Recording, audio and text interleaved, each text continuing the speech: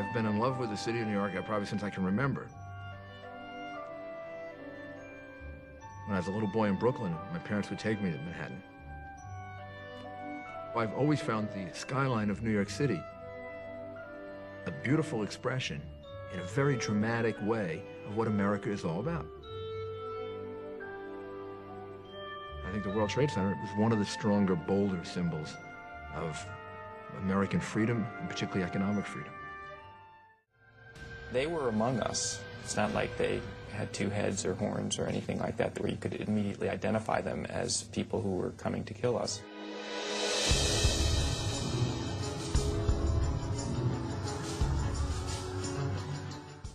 Nobody move.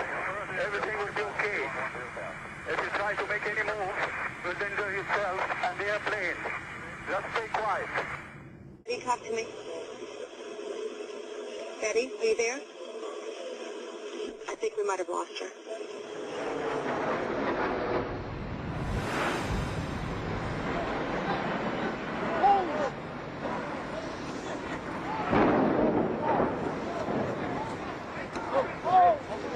It lifted me and threw 225 pounds right into a wall.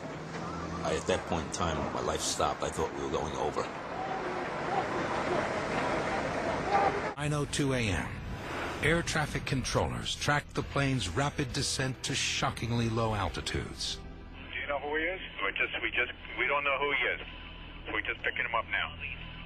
All right, heads up, man. And it looks like another one. All right. Closer, closer, closer towards me. I can still see this big U on this plane.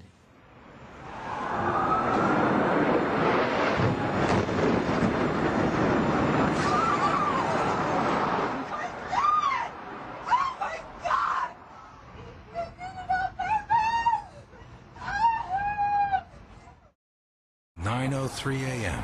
There is no longer any doubt that America is under attack. So, American 11 isn't a hijack at all then, right? No, he is a hijack. The American 11 is a hijack. Yes. And he's going into Washington? Could be a third aircraft. American 77 plunges toward its target at 530 miles an hour.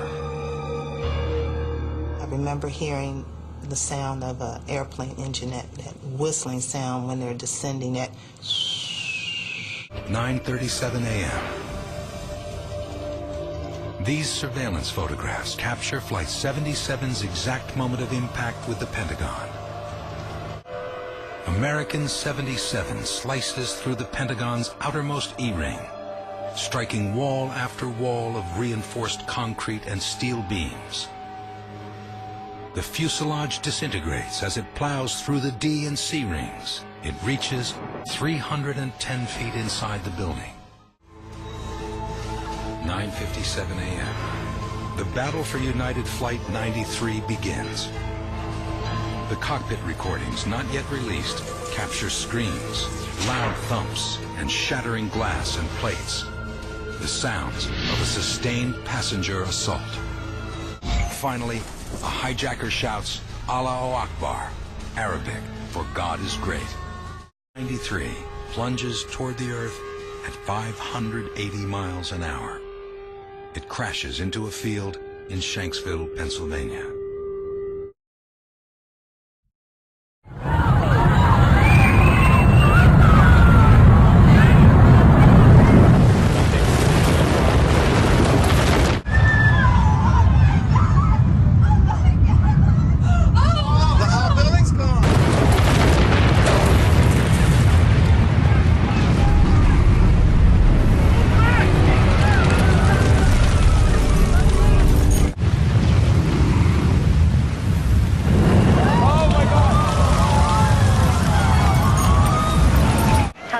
It is absolutely amazing to see just the sheer panic in the streets right now. Many people are running. A lot of people are walking over the crossing bridge. They've not shut the Very, bridge very, down. very trying experience to watch seeing your friends and neighbors and then wondering who might be in that building.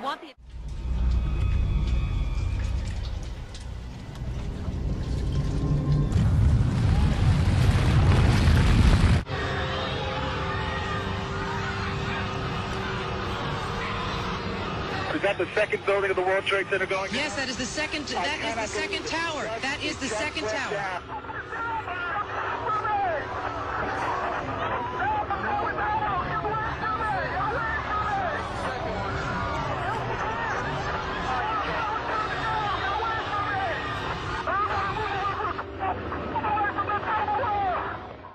And I remember thinking, this is like being in hell.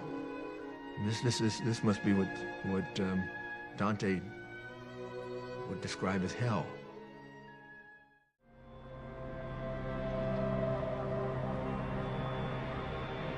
On September the 12th, after recovering from the initial shock of the day, people realized that we were in a different kind of war.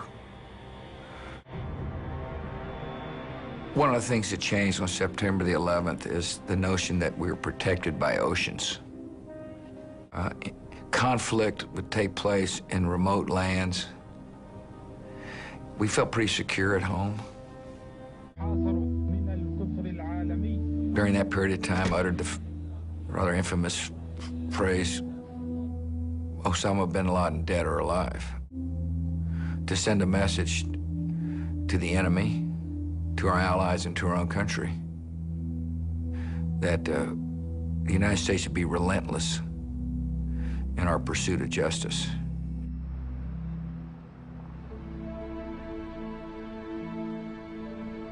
September the 11th affected my presidency, and it caused me to make many decisions, some of which were extremely controversial, all of which were designed to protect the homeland. I realized on September the 11th I was a wartime president. On September the 12th, I acted in my duties as a wartime president.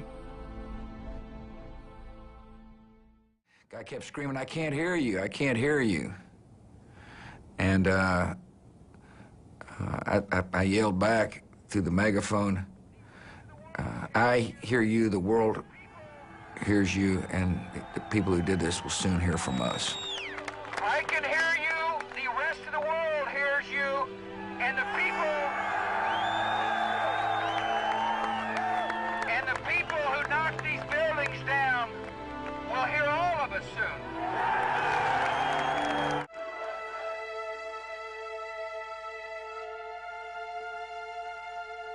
The terrorists never won. They may have thought they won. You know, they inflicted terrible damage on people's lives and on our economy, but they were never going to defeat America.